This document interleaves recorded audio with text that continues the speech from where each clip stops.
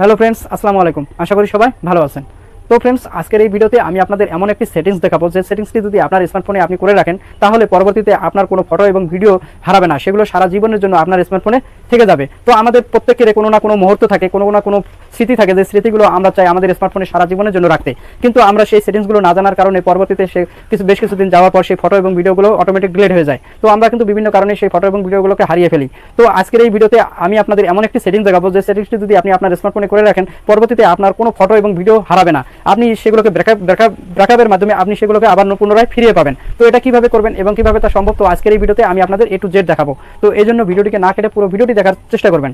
তো এই কাজটি করার জন্য একটা অ্যাপ্লিকেশনের প্রয়োজন পড়বে। তো এই অ্যাপ্লিকেশনটি হলো গুগল ফটো। যদি এই গুগল ফটো আপনার স্মার্টফোনে থাকে তাহলে কোনো কথাই নাই, আর যদি আপনার ফোনে যদি এই গুগল ফটো অ্যাপটি না থাকে তাহলে সেটাকে প্লে স্টোর থেকে ইনস্টল করে নেবেন।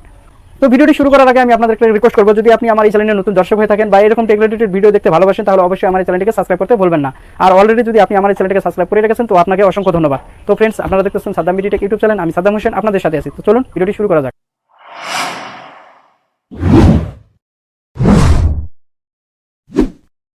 তো ফ্রেন্ডস, প্রথমত এই কাজটি করার জন্য আগে আপনাকে খুঁজে বের করতে হবে আপনার ফোনে গুগল ফটো এই অ্যাপসটি আছে কিনা। যদি আপনার ফোনে গুগল ফটো এই অ্যাপসটি থাকে তাহলে তো কোনো কথাই নাই। আর যদি গুগল ফটো অ্যাপসটি না থাকে তাহলে আপনি কি করবেন, সরাসরি গুগল প্লে স্টোরে গিয়ে আপনি লিখবেন গুগল ফটো, এটা লিখে সার্চ করলে আপনাদের সামনে এই গুগল ফটো অ্যাপসটি চলে আসবে। তো আপনি কি করবেন, এই গুগল ফটো অ্যাপসটিকে ইনস্টল করে নেবেন। তো জাস্ট আমার ফোনে যেহেতু গুগল ফটো অ্যাপসটি আছে, বা বর্তমান সময় কিন্তু প্রত্যেকটি অ্যাপসে কিন্তু প্রত্যেকটি ফোনেই কিন্তু গুগল ফটো অ্যাপস এটা কিন্তু থেকেই থাকে। তো আসলে অনেকেই জানে না যে এই গুগল ফটো অ্যাপসের কাজ কি।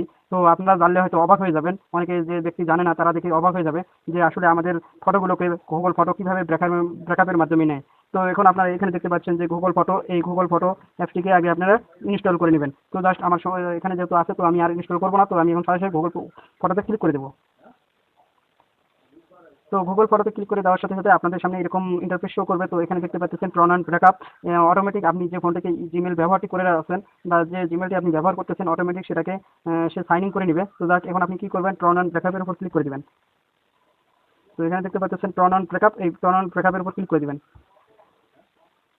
তো টর্ন অন ব্রেকআপের উপর ক্লিক করে দেওয়ার সাথে সাথে এখানে দেখতে পাচ্ছেন যে আপনি অরিজিনাল কোয়ালিটি, এখানে দেখতে পাচ্ছেন অরিজিনাল কোয়ালিটি। এই কি করবেন, আপনি এই অরিজিনাল কোয়ালিটির উপর আপনি ক্লিক করে দিবেন। তো অরিজিনাল কোয়ালিটির উপর ক্লিক করে দেওয়ার পর এখানে আপনি যদি use caller data when others on wifi, যদি আপনি বেশিরভাগ সময় ওয়াইফাই ব্যবহার করে থাকেন তাহলে আপনি এটাকে সিলেক্ট করে দিবেন। এখানে দেখতে পাচ্ছেন টিকমার্ক, এখানে আপনি টিকমার্ককে অন করে দিবেন। এখানে আপনি অন করে দিলেই আপনার অটোমেটিকভাবে যখন আপনি ওয়াইফাই চালু করবেন তখন আপনার অটোমেটিকভাবে সেই ফটোগুলোকে ব্যাকআপ নিয়ে নেবে। তো গুগল ফটো সেটাকে ব্যাকআপের মাধ্যমে নিয়ে নেবে। তো এখন আপনি কি করবেন, যদি আপনি ওয়াইফাই ব্যবহার না করে থাকেন, আপনি মোবাইল ডাটা ব্যবহার করেন তাহলে এটাকে অন করার কোনো প্রয়োজন নাই। তো এখন আপনি কি করবেন, এখানে দেখতে পাচ্ছেন যে কনফার্ম লেখা আছে, এখানে দেখতে পাচ্ছেন কনফার্ম, এই কনফার্মের উপর ক্লিক করে দিবেন। তো এই কনফার্মের উপর ক্লিক করে দেওয়ার পর এখানে দেখতে পাচ্ছেন নেক্সট, এই নেক্সটের উপর ক্লিক করে দিবেন। এখানে দেখতে পাচ্ছেন নেক্সট, এই নেক্সটের উপর ক্লিক করে দিবেন। তারপর আবার এখানে নেক্সটের উপর ক্লিক করে দিবেন। তারপর কি করবেন, আবার এখানে নেক্সটের উপর ক্লিক করে দিবেন।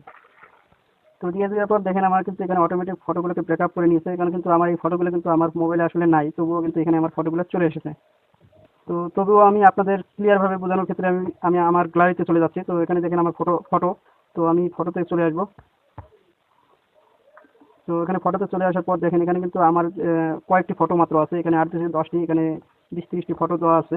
তো এখানে দেখেন আমার কিন্তু টোটাল এখানে কমপক্ষে 40টি ফটো আছে, কিন্তু একটু খেয়াল করে দেখেন এখানে যখন আপনি গুগল ফটোতে চলে আসবেন তখন আপনি দেখবেন যে অনেক ফটো এখানে দেখতে পারবেন। এখানে আপনি যদি 5 বছর আগেও যদি কোনো ফটো এখানে আপনার এই জিমেলের মাধ্যমে ব্রেকআপ হয়ে থাকে তো অটোমেটিক সেই ফটোগুলো এখানে চলে আসবে। এছাড়াও এখন আপনি কি করবেন, এখানে আপনারা দেখতে পাচ্ছেন যে লাইব্রেরি, এই লাইব্রেরির উপর ক্লিক করবেন। এখানে দেখতে পাচ্ছেন যে লাইব্রেরি লেখা আছে, তো এই লাইব্রেরির উপর ক্লিক করে দেবেন। তো লাইব্রেরির উপর ক্লিক করে দেওয়ার পর এখন আপনারা কি করবেন, এখানে আপনার যতগুলো ফোল্ডার আছে আপনি কিন্তু এখানে দেখতে পাচ্ছেন যে প্রত্যেকটি ফোল্ডার কিন্তু এখানে শো করছে।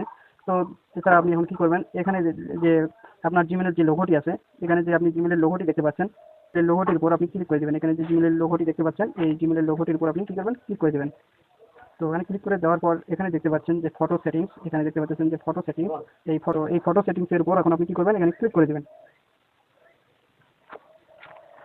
তো ফটো সেটিংস এর উপর ক্লিক করে দেওয়ার সাথে সাথে আপনাদের সামনে এরকম ইন্টারফেস শো করবে। তো এখন আপনি কি করবেন, এখানে দেখবেন যে ব্রেকআপ অ্যান্ড সাইন, তো এখানে দেখতে পাচ্ছেন ব্রেকআপ অর সাইনিং, তো এই ব্রেকআপ অ্যান্ড সাইনিং এর উপর ক্লিক করে দেবেন।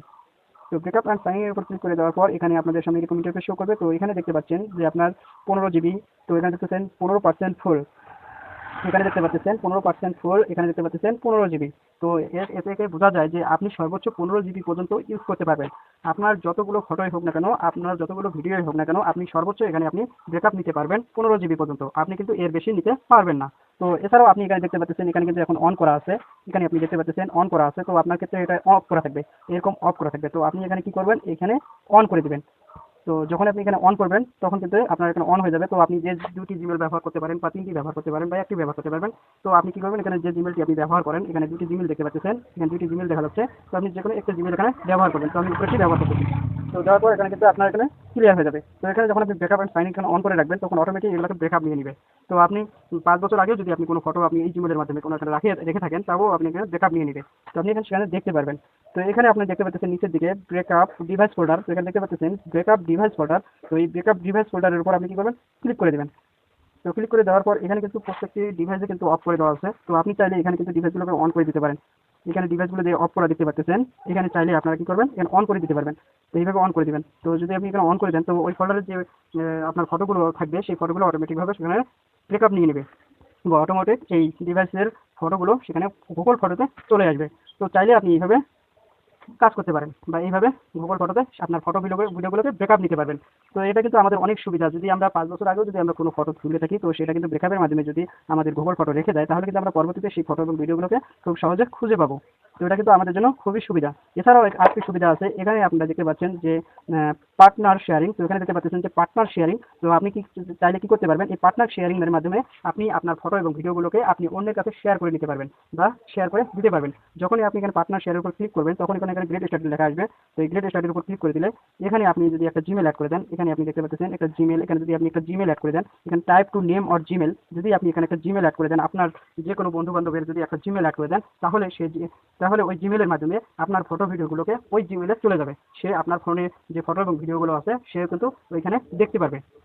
তো এটা কিন্তু এক ধরনের একটা সুবিধা এবং অসুবিধাও হতে পারে বা আমরা গোপনীয়ভাবে এটা নিয়ে নিতে পারে। তো এটাও কিন্তু মাথায় রাখবেন। তো আশা করি আপনারা বুঝতে পেরেছেন যে আপনার ফটো এবং ভিডিওগুলোকে গুগল ফটোর মাধ্যমে আপনি কীভাবে ব্রেকআপ করে নেবেন এবং এটা সারা জীবনের জন্য ফটো ভিডিওগুলোকে কীভাবে রেখে দিবেন। তো ফ্রেন্ডস, আশা করি আপনারা বুঝতে পেরেছেন। তো আপনি এইভাবে যদি আপনি গুগল ফটো অ্যাপসে কাজ সাইন ইন করে রাখেন তাহলে অবশ্যই আপনার ফটো এবং ভিডিওগুলোকে ব্রেকআপ নিয়ে নেবে।